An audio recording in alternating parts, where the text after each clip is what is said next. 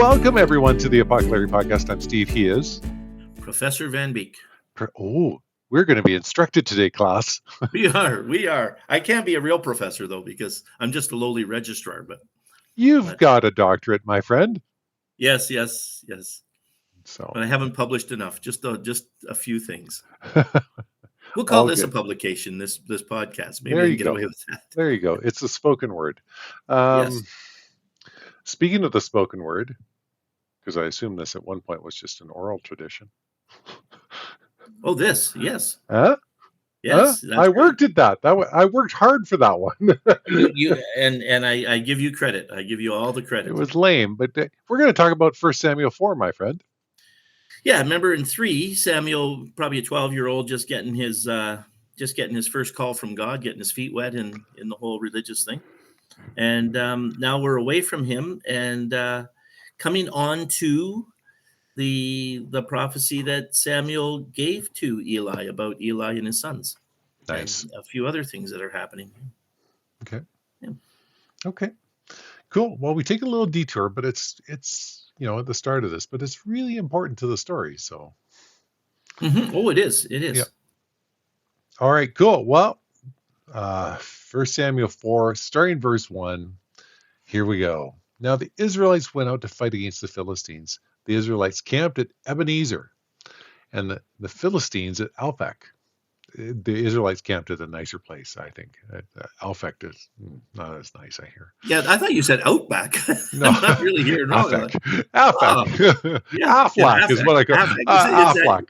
It's that duck, isn't it? That duck. That's where they stayed at. When it says the Israelites went out to Philistines, I don't know which group. You remember Israelites wasn't a unified unit at this point. Right. It was a word that described all of them, but they came in bunches. Maybe Benjamin and Judah. Some of those guys, the Ephraimites or something like that, they came out. But anyway, they were Israelites that went out to fight the Philistines. Okay. Yeah. So verse 2, the Philistines deployed their forces to meet Israel. And as the battle spread, Israel was defeated by the Philistines, who killed about 4,000 of them on the battlefield. Right. So Israel, they're at Ebenezer. Mm-hmm. Now this might be a different Ebenezer than the one our song is always about. Right.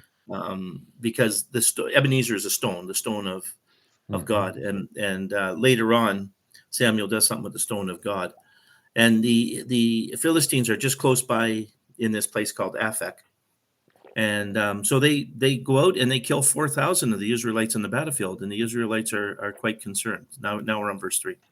Yeah, you betcha. When the Lord's soldiers returned to the camp, the elders of Israel asked, Why did the Lord bring defeat on us today before the Philistines? Let us bring the ark of the Lord's covenant from Shiloh, so that he may go with us and save us from the hand of our enemies. Yeah. So then they figure it's almost idolatrous the way they go about this.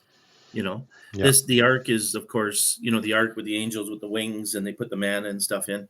And in the beginning, it was held at Shiloh. Right. Remember, it's moved later on. David moves it, but at this point, it's still in Shiloh. There is no capital in Jerusalem yet. Right. That doesn't come until you have a king. Right. Okay. And not even, I think it's King David who actually brings it to Jerusalem. Okay. Not even Saul. Yep. And so here they are, and they're going to grab this thing, and they figure let's bring the ark with us. Then we have a good shot. Yeah. This will work out fantastic. Yeah. Let's not talk to God about this. Let's just grab the ark and bring it. Yeah, because it does sound like us. Yeah, totally. I brought a Bible. I'm fine. Okay. So the people sent men to Shiloh, and they brought back the ark of the covenant of the Lord Almighty, who was enthroned between the cherubim. And Eli's 2 sons, Hophni and Phinehas, not Phineas and Ferb, but Hophni and Phinehas, were there with the ark of the covenant. Because if it was Phineas and Ferb, they would get it done. Yeah, true. These two. You're too young for this. Yes, we are. These two losers. But yeah, and it's these 2 useless sons of him that are taking control of this. So I mean, this is just disaster waiting to happen. Yeah. Okay. Verse 5. When the ark of the Lord's covenant came into the camp, all of Israel raised such a great shout that the ground shook. Hearing the uproar, the Philistines asked, What's all this shouting in the Hebrew camp? When they learned Yeah, that the and just Go so you ahead. know, so the Philistines are wondering what's going on. They're going to be scared, but the word Hebrew is it's back from Genesis. In Genesis, when they called people that were from a different place, they called them um, Hebrew or Aparu or Hebrew, which kind of, it sounds like almost a derogatory term for Mm-hmm. wanderers or Mm-hmm. people that don't belong here. Just Mm-hmm. like like the U.S. have the derogatory term for Mexicans, Yep. um, and Canada does too. We don't use them anymore, but we had them for a long time, Yep. Yep. Yep. and so we have these derogatory terms. And so the word Hebrew became, it became the name of the language, it became the name of the people, but it sounds like it was a name given to Abraham by other people gave that to him. Okay. It wasn't what he called himself. Okay. Canada, they call us Canucks, right? Yeah. Yeah. And people say that disparagingly, and we don't care at all because No. No. not one bit. Not one bit. When they had learned that the ark of the Lord had come into the camp, the Philistines were afraid. A god has come into the camp. They said, "Oh no, nothing like this has ever happened before. We are doomed. Who will deliver us from the hand of these mighty gods? They are the gods who struck the Egyptians with all kinds of plagues in the wilderness. Be strong, Philistines. Be men, or you will be subject to the Hebrews, and as they have been to you. Be men and fight." It's interesting, isn't it, that they're terrified when they find out they brought the Ark of the Covenant with them. Mm-hmm. So the Philistines are like, "Oh man, what are we going to do now?" It intrigues me that the author of this says that they said they are the gods who struck the Egyptians, because this thing with the Egyptians, it would have had to be oral lore by this time, Yeah. because this Egyptian thing happened hundreds of years before. Be centuries. Yeah. Right? Yeah. Yeah, and how you keep hold of that stuff. If you ask me what happened, I know a few things what happened in Canada 100 years ago, but I couldn't tell you a lot of stuff. Right. And so it's intriguing. I'm not even sure they would have said this, but the author of this said this is what they said, and so they are terrified, and they are polytheistic. Mm-hmm. So they have many gods, and so if you hear about this box carried this powerful god, it would be enough to scare them. Right. But they would still believe in their own gods at the same time, right? Yes, they would. Dagon. Remember that Yeah. Samson dealt with Yeah. a while back in the last book, right? Okay. So verse 10 now. So the Philistines fought, and the Israelites were defeated, and every man fled to his tent.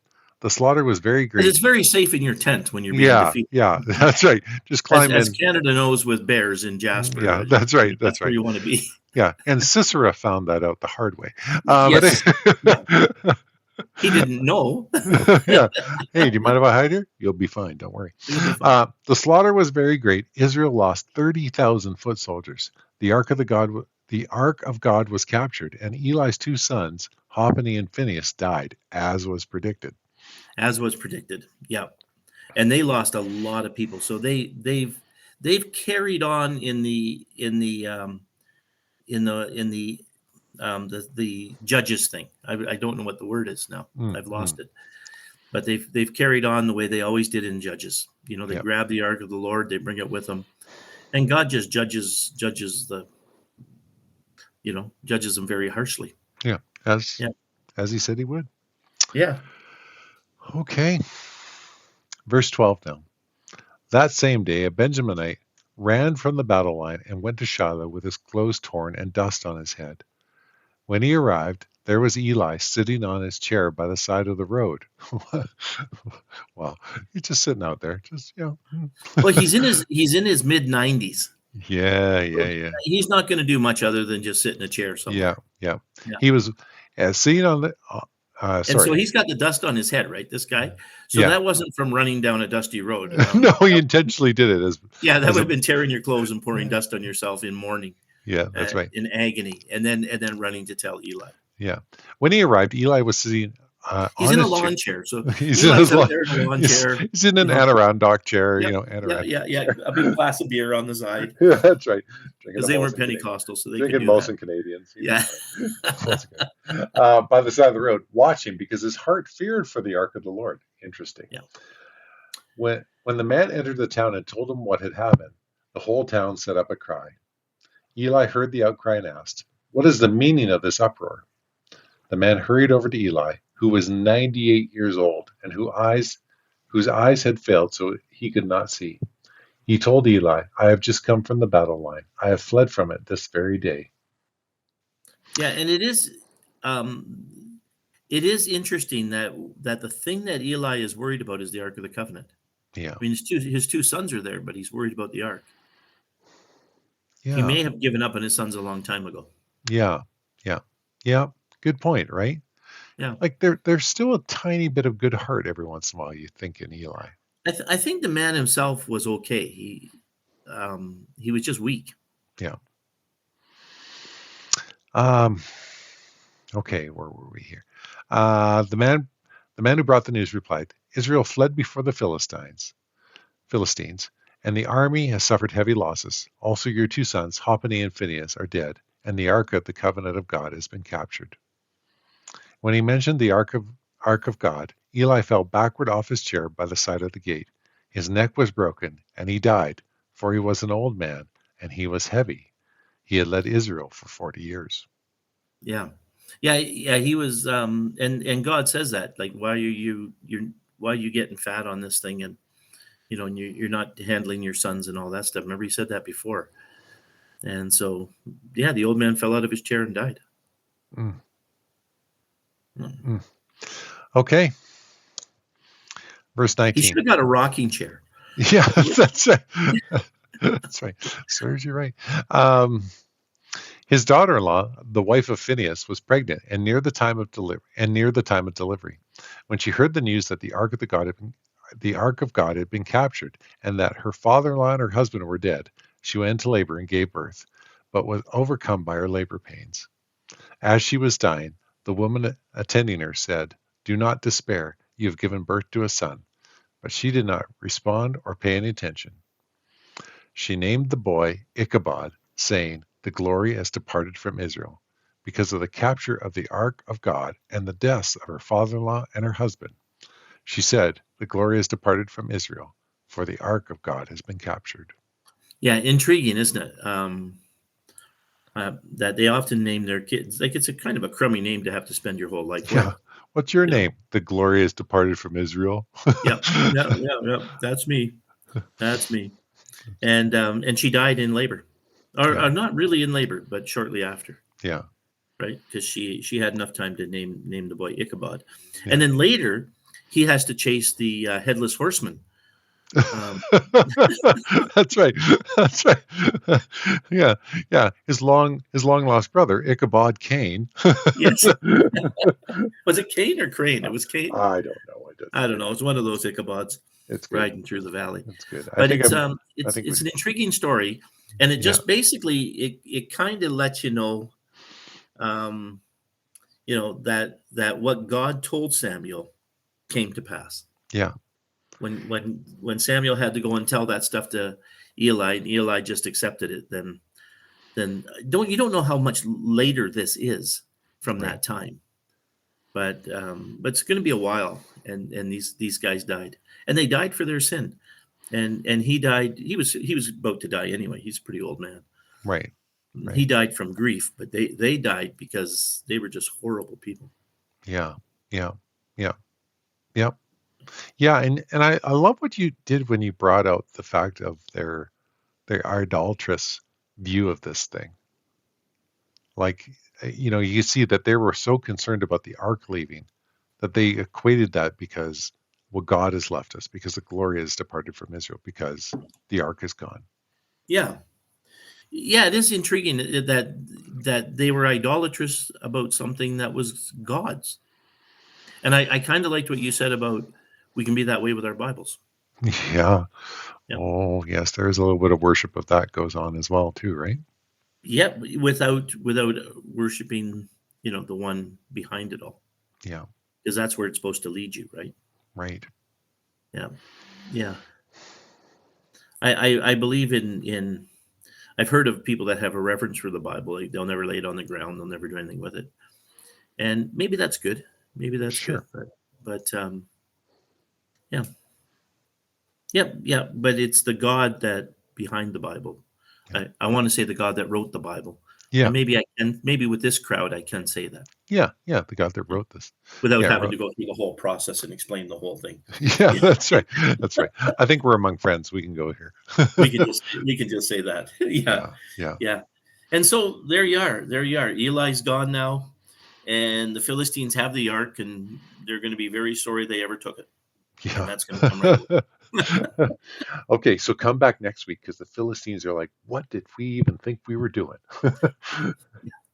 This thing blows. Yeah, that's right. That's right.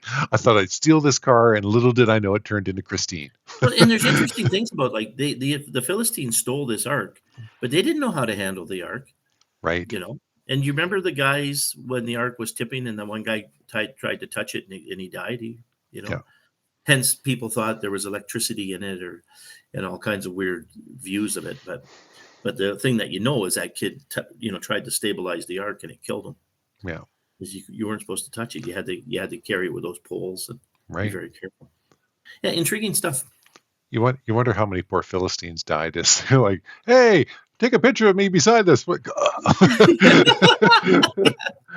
Yeah. Another selfie gone wrong. That's right. Tell you what, I'll just stand behind it next time. Thank you for this, my friend. That was fantastic, folks. Interesting story, right? Like Larry said, all this stuff that Samuel hears this prophecy, all of it comes true. Eli's okay with it, and yet this is God trying to reset Israel using his chosen leader Samuel, and you can see the table is now set for Samuel to speak to the nation because Eli is no longer there. Yes, and I love what you said that time, and we'll mention it every once in a while. When you said, Craig Broyles mentioned that Israel, God always wanted them to be monotheistic, but in some ways they were polytheistic all the way through. Yeah, kind of hedged their bets all the time, right? Always had, with the people of the land, trying to figure. And this, we're going to grab this ark and bring it with us because then we'll beat them for sure. Yeah. No, you got to pray to God and ask Him for deliverance and for forgiveness. Yeah. Yeah. Great. All right, folks. Thank you so much for listening. As always, we say this at the end of every podcast. We love doing this for you. It's a joy to do this. Thank you so much, my friend, for the wisdom that you gave us tonight and just leading us through this passage. We'll be back in a week's time, even though we're doing a little bit of travel. It's fine. It's all going to work out. And then next month sometime, we'll actually take a little 3-week break, and then we'll kind of go from there. All right. But until next time, I was Steve, he was Larry, and this was the Apoco-Larry.